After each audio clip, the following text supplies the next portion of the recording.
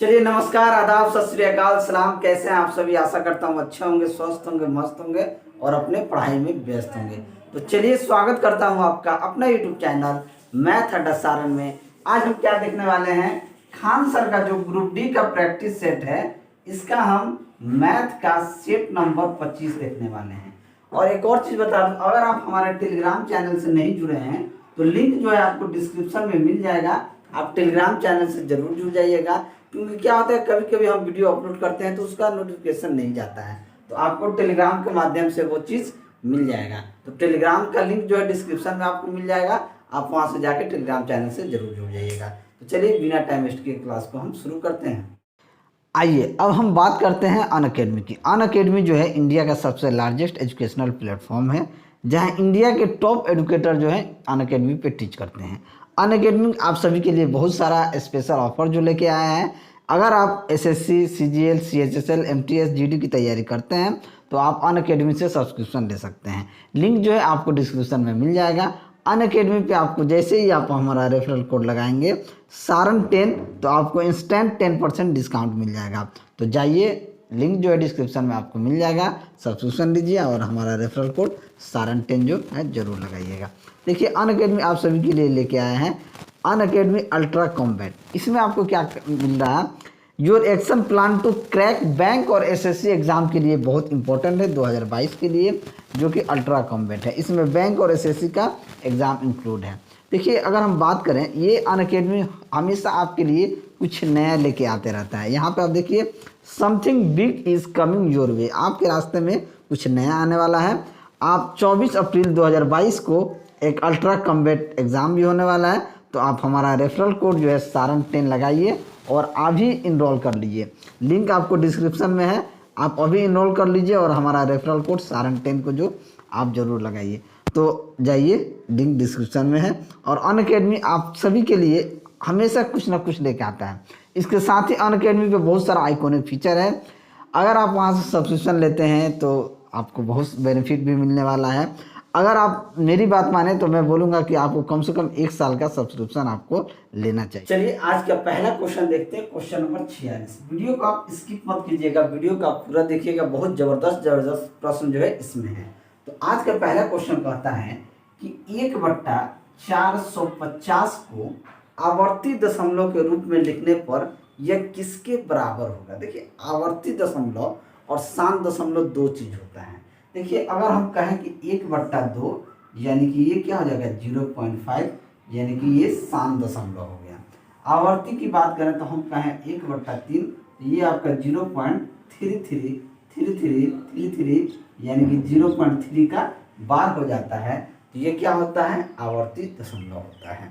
अब हम बात करते हैं 1/450। अब यानी कि अब मान लीजिए 450 को आप 1 से भाग देने जाइएगा तो नहीं जाएगा, तो आप यहाँ दशमलव देंगे तो एक जीरो आ जाएगा, एक और जीरो देंगे तो एक और जीरो आ जाएगा, एक और जीरो देंगे तो एक और जीरो आ जाएगा। अब ये कर सकता है 450 दूना कितना होता है?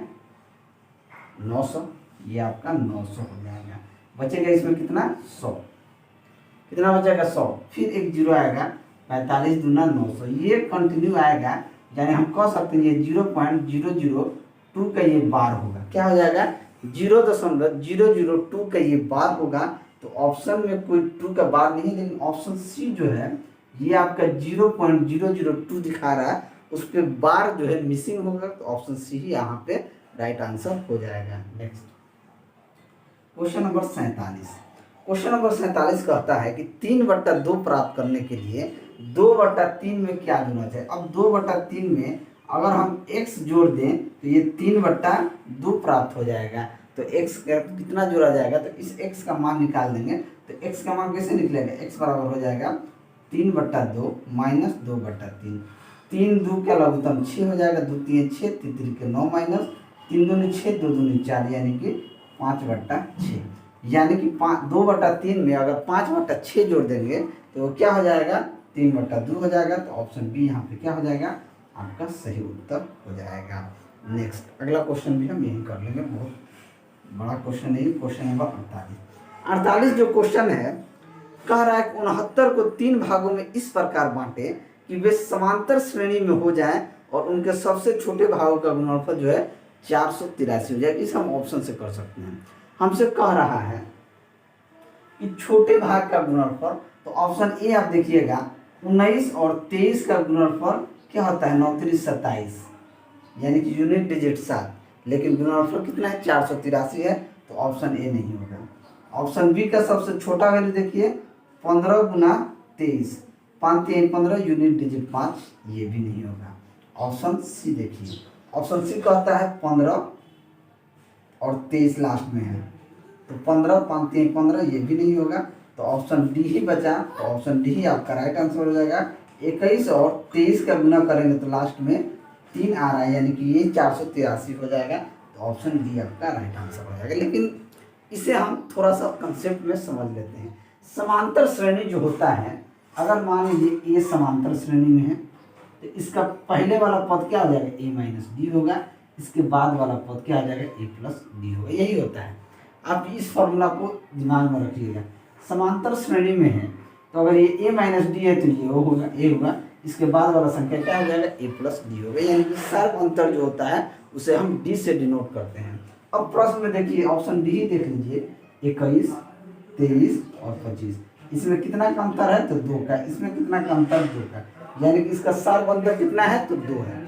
यानी कि जब सर्व अंतर 2 है तो यही समांतर श्रेणी हो जाएगा, जिसका पहला गुणनफल आपका इतना होता है। या आप कहिएगा तो इसको जोड़ के 69 के बराबर कर दीजिएगा। मान लीजिए इस संख्या को अगर जोड़ दें और इसे 69 के हम बराबर कर दें, तो यहाँ से क्या निकलेगा डी, और डी कट जाएगा। 3a का वैल्यू अगर 69 निकलेगा तो a का वैल्यू यहाँ से क्या हो जाएगा 3 दूनी 6 3 का 9, यानी कि a वैल्यू क्या हो जाएगा 23 हो जाएगा। जब एक वैल्यू 23 होगा तो इधर वाला वैल्यू क्या हो जाएगा 21 हो जाएगा, और इधर वाला वैल्यू क्या हो जाएगा 25 हो जाएगा, यानी कि 21 23 25 क्या हो जाएगा आपका राइट आंसर हो जाएगा, जो कि ऑप्शन डी में दिया गया है। अगर वीडियो आपको अच्छा लगे तो आप लाइक कीजिएगा, और चैनल पे नए हैं तो चैनल को आप सब्सक्राइब जरूर कीजिएगा। चलिए अगला क्वेश्चन देखते हैं, क्वेश्चन नंबर 49। क्वेश्चन नंबर 49 कहता है कि एक डिब्बे में 5 हरे 4 पीले और 3 सफेद गेंद हैं। 3 गेंदें बेतरतीब रूप से निकाली जाती है तो उनके एक रंग का न होने की संभावना क्या होगी। अब देखिए टोटल गेंद कितना है 5 हरा है, 4 पीला है, 3 आपका सफेद है। तो टोटल गेंद की संख्या, टोटल बॉल की संख्या जो होगी वो कितना हो जाएगा 5 4 9 3 12 हो जाएगा। कितना हो जाएगा टोटल बॉल की संख्या हो गई 12। अब देखिए 3 गेंद बेतरतीब से निकाला जाए तो अगर एक रंग होने की 5 में से 3 गेंद निकालिएगा तो तरीका क्या हो जाएगा एक रंग होने का 5C3, प्लस 4 में से 3 निकालने का तरीका हो जाएगा 5C3, 3 में से 3 निकालने का तरीका हो जाएगा 3C3। अब देखिए एक चीज आप याद रखिएगा, ये NCR क्या होता है, NCR होता है फैक्टोरियल n बट्टा factorial n minus r into factorial r। अब फैक्टोरियल r क्या होता है, फैक्टोरियल क्या होता है, यानी कि 1 से लेके अगर आप n तक संख्या लिखते हैं तो उसको लिखने के 1 2 3 से लेके n तक लिखने की जरूरत नहीं होती है। सिर्फ आप फैक्टोरियल n लिख दीजिएगा तो समझ में आ जाएगा कि ये संख्या कहाँ तक है, ये संख्या आपका n तक है। अब देखिए 5C3 का मतलब हो जाएगा, यानी कि फैक्टोरियल 5 गुना फैक्टोरियल 5 बट्टे फैक्टोरियल 5 में से 3 घट जाएगा और फैक्टोरियल 3, फैक्टोरियल 4 बट्टे में फैक्टोरियल 4 में से 3 जाएगा, क्या हो जाएगा फैक्टोरियल 1। फैक्टोरियल 1 का वैल्यू होता है फैक्टोरियल 1 ही, और फैक्टोरियल 3 यहाँ पे आ जाएगा। 3C3 का मतलब होता है, इसका डायरेक्ट मतलब ही होता है 1। यहाँ भी 3 हो, यहाँ भी 3 हो, यहाँ अगर 4 से 4 आता तो भी 1 होता है। तो यहाँ से क्या होता है, अगर NCN है यानी 3C3 है, यहाँ भी सेम है, यहाँ भी सेम है, तो उसका डायरेक्ट 1 होता है, लिख लीजिए। अब यहाँ से क्या हो जाएगा फैक्टोरियल 5 का मतलब हो गया 5 गुना 4 गुना, हम फैक्टोरियल 3 यहाँ लिख देते हैं क्योंकि नीचे क्या है फैक्टोरियल 3 है। 5 में से 3 जाएगा 2, ये फैक्टोरियल 3 को काट देगा। यहाँ लिख देते हैं 4 है तो यहाँ 4, और यहाँ भी फैक्टोरियल 3 लिख देते हैं क्योंकि ये फैक्टोरियल 3 से काट देगा प्लस 1। यहाँ से क्या आ जाएगा 2 दूनी 4, 2 5 10 प्लस 4 प्लस 1, यानी कि एक रंग का जो चुनने का प्राकृतिक जो होगा यानी कि गेंद हो, ये कितना तो हो जाएगा 15 हो जाएगा। अब हमसे प्रश्न कह रहा है उनके एक रंग का 9 होने की संभावना हमको निकालना है। तो अगर एक रंग की 9 होने की संभावना निकालना है तो सबसे पहले एक रंग होने की संभावना हमको निकालना पड़ेगा, यानी कि टोटल गेंद कितना है 12। अब 12 में से 3 गेंद अगर हम निकालते हैं, टोटल गेंद कितना है 12, 12 में से 3 बॉल निकालने की हमारे पास प्रायिकता क्या हो जाएगी, ये प्रायिकता हो जाएगी फैक्टोरियल 12 बट्टा में से फैक्टोरियल 9, 12 में से 3 जाएगा फैक्टोरियल 9 इंटू फैक्टोरियल 3। अब फैक्टोरियल 12 को लिख सकते हैं 12 11 गुना 10 गुना फैक्टोरियल 9, क्योंकि नीचे फैक्टोरियल 9 है, यहाँ लिख सकते हैं फैक्टोरियल 3 को 3 गुना 2 गुना 1। अब देखिए 3 से कट जाएगा 3 चौके 12, 2 से कट जाएगा 2 5 10, फैक्टोरियल 9 कट जाएगा, 4 5 20, 11 गुना 22 यानी कि 220। अब एक रंग की होने की प्रायिकता अगर हम देखें तो तरीका कितना है, एक रंग होने की प्रायिकता, एक रंग होने की प्रायिकता की बात की जाए ये हो जाएगा 15 बट्टा 225। ये टोटल तरीका जो होता है, यानी ये 12 से 3 जो है ये टोटल 12 गेंद में 3 गेंद चुनने की प्रक्रिया है। क्या है कि 12 गेंद में से अगर आप 3 गेंद यादृच्छिक चूसते हैं तो वो कितना तरीका हो सकता है, तो उसका आपको 220 हो जाएगा। यहाँ हमने निकाला कि अगर एक रंग चुनने की प्रायिकता होगा, यानी एक रंग चुनने की प्रायिकता कितने हो जाएगा 15, तो एक रंग होने की टोटल प्रायिकता हो जाएगा 5 3 15, 5 से कट जाएगा 44 यानी 3 बट्टा 44। तो एक रंग न होने की प्रायिकता जब पूछी जाए, रंग न होने की, एक रंग न होने की प्रायिकता देखी जाए, न होने की प्रायिकता देखी जाए तो एक में से 3 बट्टा 44 को घटा देंगे, ये 44 में से 3 जाएगा कितना हो जाएगा 41 बट्टा 44, यानी कि इसे चुनने की प्रक्रिया जो हो जाएगी 41 बट्टा 44 होगा। तो ऑप्शन सी क्या हो जाएगा आपका सही उत्तर हो जाएगा। चलिए अगला क्वेश्चन देखते हैं, क्वेश्चन नंबर 50। क्वेश्चन नंबर 50 कहता है कि सरल कीजिए 9 बट्टा 13 भागा 18 बट्टा 26 भागा 90 बट्टा 92। कुछ नहीं करना है, 9 बट्टा 13 को 9 बट्टा 13 लिखिए, इसको गुना लिख के पलट दीजिए 26 बट्टा 18, इसको गुना लिख के इसको पलट दीजिए 52 बट्टा 90। काम खत्म। काम क्या हो गया आपका खत्म हो गया। 13 दूनी 26, 9 दूना 18, 2 से कट जाएगा 45, 2 से कट जाएगा 26, कट गया, यानी कि 26 बट्टा 45 जो होगा ये आपका राइट आंसर हो जाएगा। 26 बट्टा 45 यानी कि ऑप्शन सी क्या हो जाएगा आपका सही उत्तर हो जाएगा। Next question number 51। Question number 51 कहता है यदि रूट 75 प्लस रूट 363 बराबर रूट n है तो n का मान क्या होगा। n का मान ज्ञात करना है, ये रूट में है, क्या करेंगे दोनों तरफ वर्ग कर देंगे। अगर दोनों तरफ वर्ग करेंगे तो क्या होगा, दोनों तरफ वर्ग करने पर ये हो जाएगा रूट 75 प्लस रूट 363 है ना जी, 363 है बराबर रूट n का होल स्क्वायर। अब देखिए हम जानते हैं ये क्या है a प्लस बी का whole square. a plus B का होल स्क्वायर क्या होता है, a प्लस बी का होल स्क्वायर होता है a square plus B square plus 2ab। काम खत्म। रूट 75 का होल स्क्वायर प्लस रूट 363 का होल स्क्वायर प्लस 2a यानी कि रूट 75, b यानी कि रूट 363 और रूट n का स्क्वायर क्या हो जाएगा n हो जाएगा। काम खत्म n का वैल्यू। अब देखिए रूट 75 का स्क्वायर क्या हो जाएगा 75, रूट 363 का स्क्वायर हो जाएगा 363 प्लस 75 को हम क्या लिख सकते हैं, 75 को हम लिख सकते हैं 5 रूट 3। देखिए रूट 75 का मतलब हो जाएगा अंडर रूट 5 गुना 5 गुना 3, 5 बाहर आ जाएगा तो ये हो जाएगा 5 रूट 3।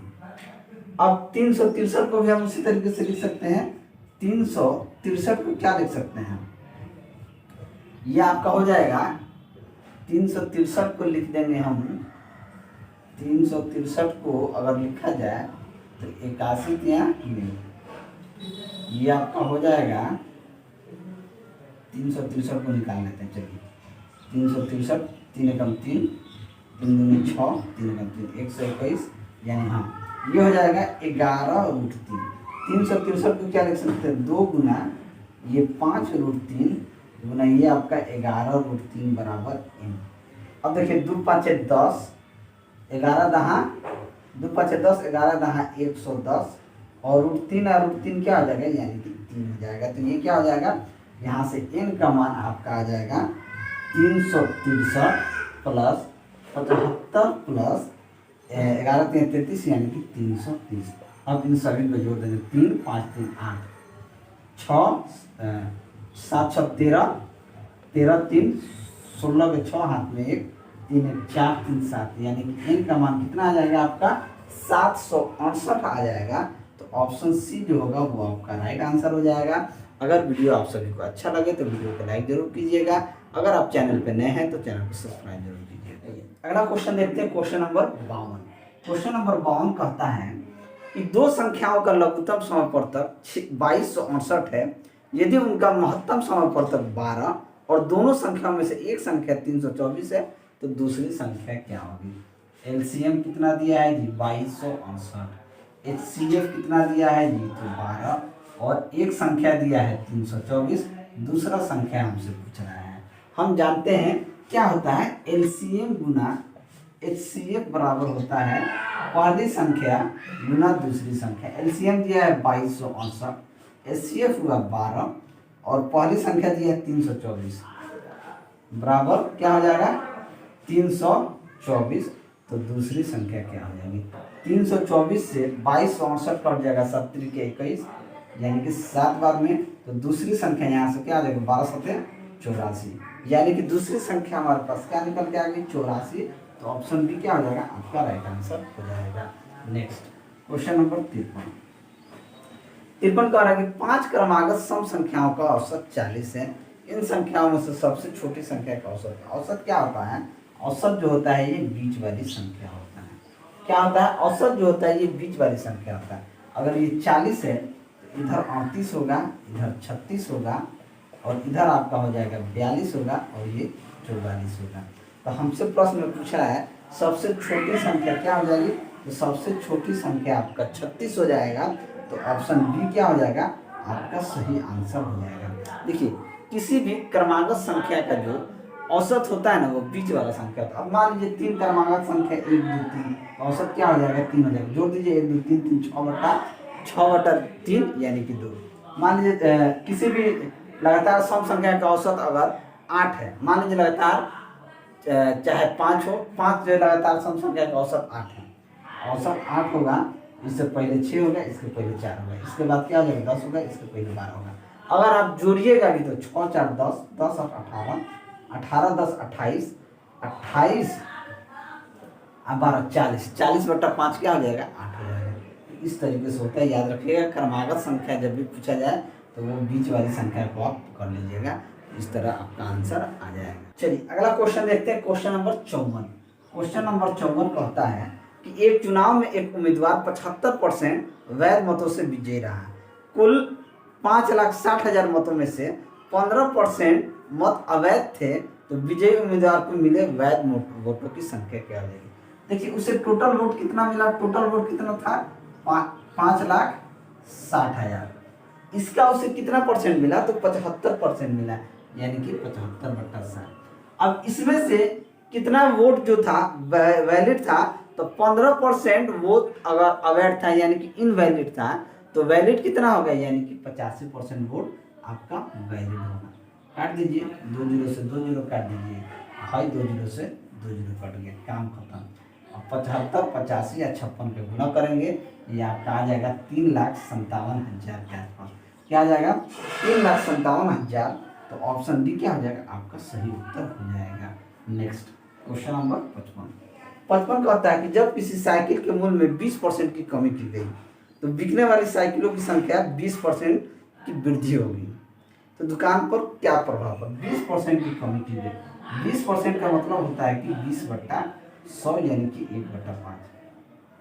पहले इसका कॉस्ट प्राइस 5 रुपया होगा, अब कितना हो जाएगा 4 रुपया, यानी कि कमी की गई 20%। तो साइकिल की संख्या में क्या होगी 20% की वृद्धि होगी। 5 से 6 हो गया, 50 25, 6 चौके 24। यहाँ कितना का अंतर हुआ, यानी कि 1 रुपया का अंतर हो गया 25 रुपया पे, तो 100% पे कितना, यानी कि 4% का यहाँ पे क्या हो जाएगी, कमी हो जाएगी, 4% की कमी हो जाएगी। तो ऑप्शन ए क्या हो जाएगा, आपका राइट आंसर हो जाएगा। Next question number 56। Question number 56 कहता है, एक दुकानदार ने एक वस्तु का अंकित मूल्य 160 रुपया रख दिया।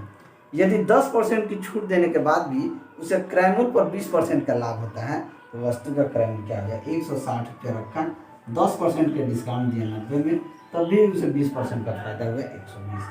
30 या 90, 30 4 120, 4 4 16, यानी कि 120। जितना उसका दाम मूल्य होगा वस्तु का, क्रय मूल्य क्या हो जाएगा, 120 रुपया। ऑप्शन बी क्या हो जाएगा, आपका राइट आंसर हो जाएगा। नेक्स्ट अगला भी कर ले क्या यहीं पे। चलिए अगला क्वेश्चन यही देख लेते हैं, क्वेश्चन नंबर 57।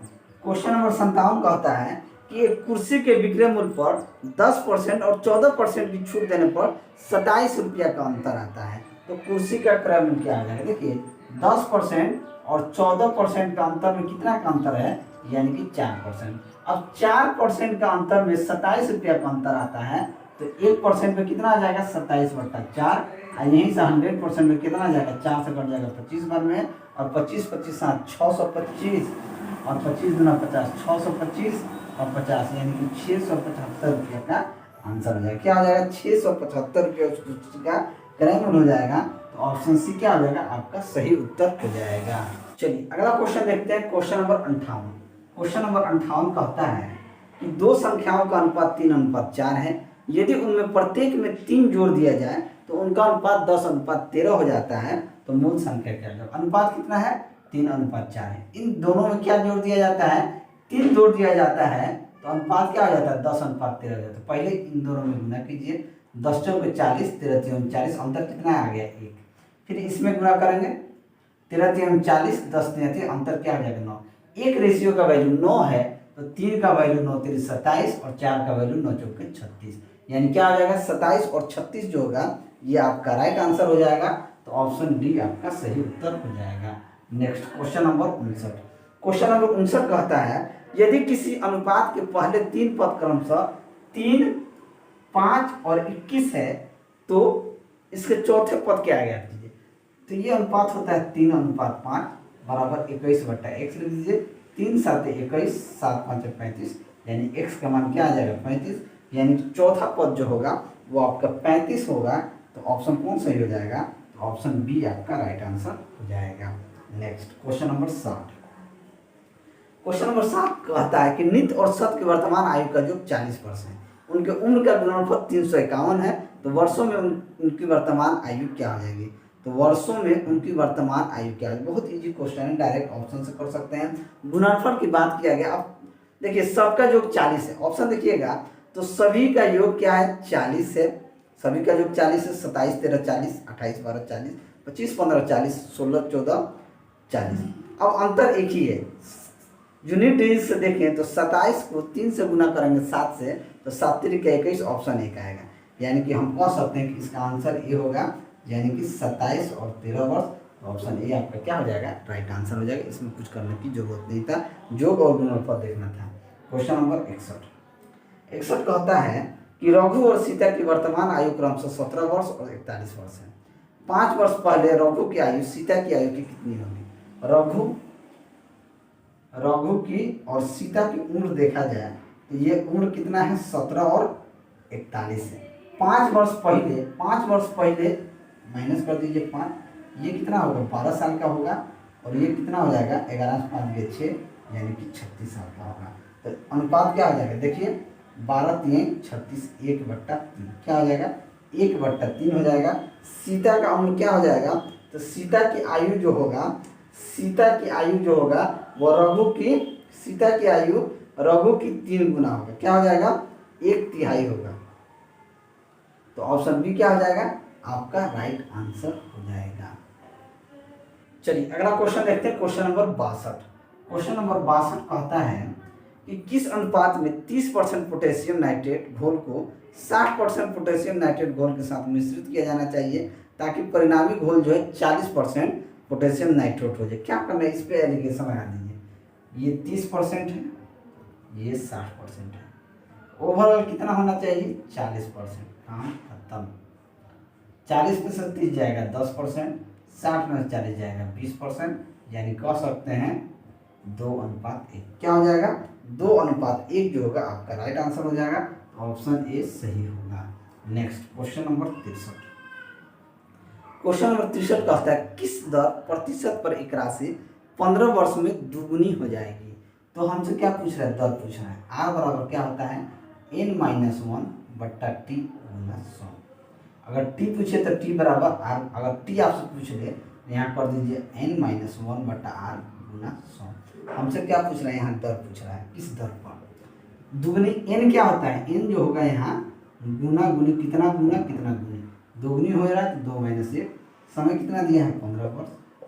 100 से गुना कर दीजिए। एक ये क्या हो जाएगा? 1 5 3 15, 5 से कट जाएगा 20, यानी कि 20/3%। 20/3% क्या हो जाएगा? आपका राइट आंसर हो जाएगा। ऑप्शन सी आपका सही हो जाएगा। चलिए अगला क्वेश्चन देखते हैं। Question number 64। क्वेश्चन नंबर 64 कहता है कि कोई कार्य करने में बी और सी साथ में जितना समय लेते हैं ए उसका दुगना समय लेता है। यानी कि बी और सी जितना समय लेता है ए जो है उसका क्या लेता है? दुगना समय लेता है। ठीक है। ए और बी साथ में जो समय लेते हैं सी उसका 3 गुना समय लेता है। ए और बी जो साथ में समय लेते हैं सी जो उसका क्या लेता है? 3 गुना समय लेता है। यदि ए बी और सी एक साथ काम करते हुए पूरा कार्य करने में 6 दिन का समय लेते हैं तो ए अकेले उसी कार्य को कितना दिन में करेगा? अगर हम कहें एक दिन का काम किसका? ए प्लस बी प्लस सी का, तो ये क्या हो जाएगा? 1/6 हो जाएगा। यानी कि 6 दिन में काम करते हैं तो एक दिन में 1/6 काम करेंगे। अब हमसे पूछ रहा है ए अकेले उसी कार्य को कितना दिन में करेगा? यहाँ देखिए बी प्लस सी बराबर क्या है? 2a है। इस b प्लस सी का मान अगर हम 2 रख देते हैं क्या हो जाएगा? a प्लस 2a बराबर 1/6, यानी कि 3a बराबर 1/6। तो a का एक दिन का काम क्या आ जाएगा? 1/18। यानी a जो है एक काम 18, क्या नाम है, 18 दिन में टोटल काम। यहाँ पे अगर a अकेला इस काम करेगा और a अकेला अगर इस काम को पूरा करेगा तो कितना दिन में करेगा? 18 दिन में। ये जो काम है ए का एक दिन का काम है। ए का एक दिन का काम कितना हो गया? 1/18। तो 18 काम करना है तो ए को कितना समय लगेगा? यानी कि 18 दिन का समय लग जाएगा। तो ऑप्शन कौन राइट हो जाएगा? तो ऑप्शन बी यहाँ पे आपका सही उत्तर हो जाएगा। चलिए अगला क्वेश्चन देखते हैं। Question number 65। क्वेश्चन नंबर 65 क्या कहता है कि थोड़ा सा यहाँ दर्द होगा कि पाइप पी और क्यू एक टैंक को क्रमशः 6 और 4 घंटे में भर सकते हैं। पाइप पी को 7 बजे खोला जाता है और पी और क्यू को बारी बारी से 1-1 घंटे के लिए खोला जाता है, तो टैंक कितने देर में भर जाएगा? पी जो है 6 घंटा में, क्यू जो है 4 घंटा में। 6-4 का ऐसे में कितना हो जाएगा? 12 हो जाएगा। पी की अगर हम क्षमता देखें तो क्षमता हो जाएगा 12/6 यानी कि 2, और क्यू का हो जाएगा 12/4 यानी कि 3। अब देखिए पी को 7 बजे खोला जाएगा तो ये 2 यूनिट भरेगा, फिर क्यू आएगा 8 बजे, ये 3 यूनिट भरेगा, फिर आपका पी आएगा 9 बजे 2 यूनिट भरेगा, क्यू आएगा 10 बजे आपका 3 यूनिट भरेगा, फिर पी आएगा आपका 11 बजे 2 यूनिट भरेगा। कितना समय लगेगा? 2 3 5 5 10 12, यानी कि 12 यूनिट भरने में 5 घंटे का समय लगेगा। ये इजीली में कर दिया, नहीं तो करते 2 3 5। ठीक है, हम इसके एफिशिएंसी से भी कर सकते थे 2 3 5, यानी कि अल्टरनेट आ रहा है, यानी कि 4 घंटा में ये 10 लीटर पानी भरता, तो 5वां में क्या आता है? पी आता, भर देता 2 लीटर, तो 12 लीटर हो जाता। तो यहाँ पे क्या हो जाएगा? 5 घंटे का समय लगेगा। तो ऑप्शन कौन सा सही हो जाएगा? तो ऑप्शन डी क्या हो जाएगा? आपका राइट आंसर हो जाएगा। नेक्स्ट क्वेश्चन देखते हैं। Question number 66। चलिए अगला क्वेश्चन देखते हैं। Question number 66। क्वेश्चन नंबर 66 कहता है कि कृष्णा ने 90 किलोमीटर प्रति घंटा की दूरी साइकिल से किसी गति से तय की। यदि उसने इस दूरी को 3 किलोमीटर प्रति घंटा कम की गति से तय किया होता तो उसे मंजिल तक पहुंचने में 5 घंटे ज़्यादा समय लगते हैं। तो कृष्णा की वास्तविक गति किलोमीटर में क्या हो जाएगी? अब देखिए इसकी गति को हमने मान लिया कि इसकी वास्तविक गति क्या आ जाए? x किलोमीटर प्रति घंटा इसका वास्तविक गति होगी। ठीक है, अब देखिए एक चीज़ यहाँ याद रखिएगा, दूरी बराबर क्या होता है? किस चाल से जा रहे हैं और कितना समय लगता है, यही होता है। टोटल दूरी यहाँ पे 90 किलोमीटर दिया है। अगर 3 किलोमीटर प्रति घंटा कम से चलेगा तो इसकी चाल क्या हो जाएगी, x माइनस 3 किलोमीटर प्रति घंटा। तो यहाँ क्या हो जाएगा, चालों का गुणनफल बट्टा चालों का अंतर इंटू समय। चाल क्या हो जाएगा, चालों का गुणनफल यानी कि x चाल से पहले चलता है, अब x माइनस 3 के चाल से चलता है। चालों का गुणनफल, चारों का अंतर यानी कि x माइनस 3 और समय कितना अंतर लग रहा है, 5 घंटा। 5 घंटा काम है। 5 से 90 को काट देते हैं 18 बार में, यानी कि ये 18 बराबर क्या हो जाएगा, ये हो जाएगा एक्स स्क्वायर माइनस का 3x, ये आपका हो जाएगा x माइनस एक्स प्लस 3, यानी कि एक्स कट जाएगा, ये इधर आके 18 3 54, यानी कि एक्स स्क्वायर माइनस 3x बराबर क्या हो जाएगा, 54 हो गया। कितना हो गया, 54 हो गया। अब इस 54 को इधर ले लेंगे, x square minus 3x minus 54 बराबर 0। अब इक्वेशन यहाँ से हमारा तैयार होगा, एक्स स्क्वायर माइनस का 9x प्लस 6x माइनस 54 बराबर 0। यहाँ से x कॉमन ले लेंगे तो हो जाए x माइनस का 9 प्लस यहाँ 6 कॉमन ले लेंगे तो x माइनस का 9 बराबर 0। तो यहाँ से हो जाएगा x प्लस 6 और x माइनस 9 बराबर 0। चाल नेगेटिव में नहीं होता है तो इसको नहीं लेंगे, x माइनस 9 बराबर 0 हो जाएगा। तो x बराबर क्या हो जाएगा, 9 किलोमीटर प्रति घंटा क्या हो जाएगा, उसका सामान्य चाल। तो x कितना हो जाएगा, 9 किलोमीटर प्रति घंटा। तो ऑप्शन बी क्या हो जाएगा, आपका राइट आंसर हो जाएगा। चलिए अगला क्वेश्चन देखते हैं, क्वेश्चन नंबर 67। क्वेश्चन नंबर 67 क्या कहता है कि एक रेलगाड़ी 48 किलोमीटर प्रति घंटा की गति से दौड़ने पर 10 घंटे में अपनी यात्रा पूरी कर लेती है। यदि उसी दूरी को 8 घंटे में पूरा किया जाना चाहिए तो रेल की गति क्या आ जाएगी। अब देखिए जो दूरी होता है क्या होता है, दूरी बराबर डिस्टेंस, दूरी बराबर क्या होता है, 4 गुना समय होता है, यही होता है। अब मान लीजिए 4 उसके कितना था, 48 किलोमीटर प्रति घंटा, और 10 घंटा में तय की तो कितना दूरी तय की, 480 किलोमीटर। अगर इसी दूरी को हमको 8 घंटा में तय करना है तो हमको चाल क्या करना होगा, 48 8 6 48, यानी कि चाल हमारा 60 किलोमीटर प्रति घंटा रहेगा। यानी कि दूरी को समय से भाग दे देंगे तो आपका चाल आ जाएगा। यानी कि इस दूरी को तय करने के लिए हमको 60 किलोमीटर प्रति घंटा की चाल से चलना पड़ेगा। तो ऑप्शन डी यहाँ पे आपका राइट आंसर हो जाएगा। नेक्स्ट क्वेश्चन नंबर 68 कहता है यदि समीकरण x square minus x minus 1 बराबर 0 के मूल अल्फा और बीटा हो तो वह समीकरण कौन सा होगा जिसके मूल अल्फा बट्टा बीटा तथा बीटा बट्टा अल्फा होंगे। अल्फा बट्टा बीटा तथा बीटा बट्टा अल्फा, बात समझिएगा। ये फॉर्मेट जो होता है A X square plus B X plus C बराबर 0 के रूप में होता है। अगर हम कहें अल्फा प्लस बीटा तो आप कहिएगा माइनस बी बटा ए, हम कहें अल्फा इंटू बीटा तो आप कहिएगा सी बटा ए। यहाँ बी क्या हो जाएगा, माइनस का 1 बटे 1, यानी कि अल्फा इंटू बीटा का प्लस का मान आ गया माइनस का 1, और सी बटा है यानी कि क्या हो जाएगा माइनस का 1 बटा 1, यानी कि इसका भी मान क्या आ गया माइनस का 1। अब देखिए अल्फा प्लस बीटा है, अगर हम इन दोनों संख्याओं को जोड़ दें तो हमारे पास क्या निकल के आएगा, अल्फा इंटू बीटा तो एलसीएम में आ जाएगा, ऊपर हो जाएगा alpha square plus beta square, बात समझिएगा। और इस संख्या को वर्ग कर दें तो अल्फा का स्क्वायर प्लस बीटा का square plus 2 alpha into beta का मान क्या आ जाएगा, ये 1 हो जाएगा। अल्फा इंटू बीटा का मान कितना है, -1 है। यहाँ पे देखिए तो alpha square plus beta square plus 2 गुना माइनस का 1, ये माइनस का 2 उधर जाकर क्या हो जाएगा प्लस का 1 हो जाएगा, तो ये आके इधर 2 जुड़ जाएगा, ये वाला पोर्शन। तो यहाँ से क्या हो जाएगा 3, यानी कि alpha square plus beta square का मान यहाँ से क्या आएगा 3। अब इक्वेशन जो हम लगाते हैं वो निकालते हैं एक्स स्क्वायर माइनस मूलों का योग इंटू एक्स प्लस मूलों का गुणनफल। क्या करते हैं, मूलों का गुणनफल, यानी कि अगर इसका गुणनफल हम करें, इसका योग यानी एक्स स्क्वायर माइनस इसका योग alpha square plus beta square का मान कितना है 3, यानी कि 3 बट्टा में अल्फा इंटू बीटा का मान कितना है माइनस का 1, यानी कि ये माइनस का 1। बात समझिएगा, ये वाले पोर्शन को यहाँ रखना है, ये मूलों का योग हो गया। अब मूलों का गुणनफल हो जाएगा अल्फा बट्टा बीटा गुना बीटा बट्टा अल्फा, यानी कि कट के क्या हो जाएगा 1 हो जाएगा, प्लस मूलों का गुणनफल कितना है अल्फा इंटू बीटा का मान क्या है माइनस का मान है, तो माइनस का मान ये किसके बराबर 0 हो जाएगा, माइनस माइनस प्लस हो जाएगा x square plus 3x minus 1 बराबर 0, यानी कि ऑप्शन डी क्या हो जाएगा आपका सही उत्तर हो जाएगा। चलिए अगला क्वेश्चन देखते हैं, क्वेश्चन नंबर 69। क्वेश्चन नंबर 69 कहता है कि 16√3 वर्ग यूनिट के क्षेत्रफल वाले एक समभुज त्रिभुज के लिए उसके अंतर्वृत्त और परिवृत्त की त्रिज्याओं का अनुपात क्या हो जाएगा। समबाहु त्रिभुज का जो क्षेत्रफल होता है वो क्या होता है, √3/4 भुजा स्क्वायर, लेकिन यहाँ पर वैल्यू कितना दिया, 16√3।